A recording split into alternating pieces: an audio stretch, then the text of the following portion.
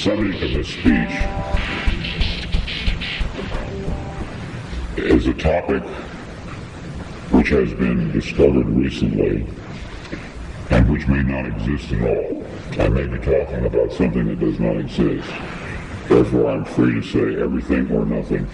I, in my stories and novels, often write about counterfeit worlds, semi-real worlds, as well as deranged private worlds, inhabited often by just one person, while meantime the other characters either remain in their own worlds throughout, or are somehow drawn into one of the peculiar ones. This theme occurs in the corpus of my 27 years of writing. At no time did I have a theoretical or conscious explanation for my preoccupation with these pluriform pseudo-worlds, but now I think I understand. What I was sensing was the manifold of partially actualized realities lying tangent to what evidently is the most actualized one, the one which the majority of us, by consensus gentium, agree on.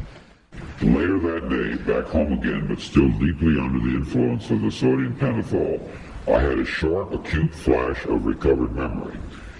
Then, in mid-March, a month later, the total body of memories, intact and entire, began to return. You are free to believe me or to disbelieve, but please take my word on it that I am not joking. This is very serious, a matter of importance. At that time, I had no idea what I was seeing.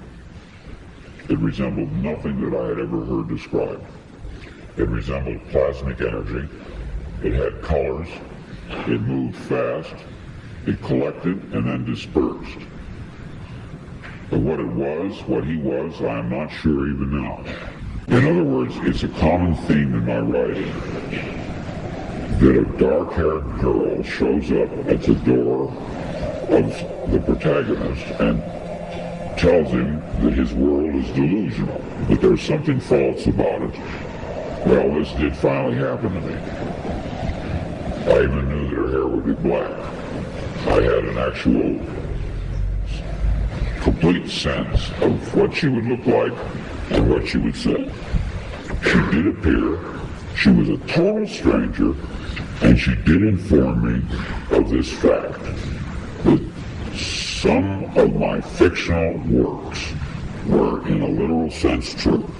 I wrote out these dreams in novel after novel, story after story, to name two in which this prior ugly present obtained most clearly.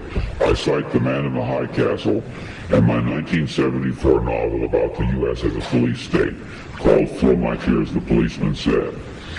I'm going to be very candid with you.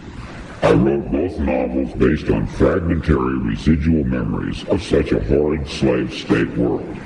People claim to remember past lives. I claim to remember a different, very different present life. I know of no one who has ever made this claim before, but I rather suspect that my experience is not unique. What perhaps is unique is the fact that I'm willing to talk about it. We are living in a computer-programmed reality, and the only clue we have to it is when some variable is changed and some alteration in our reality occurs. We would have the overwhelming impression that we were reliving the present, déjà vu, perhaps in precisely the same way, hearing the same words, saying the same words. I submit that these impressions are valid and significant, and I will even say this: such an impression is a clue that at some past time point a variable was changed, reprogrammed as it were, and that because of this an alternative world branched off.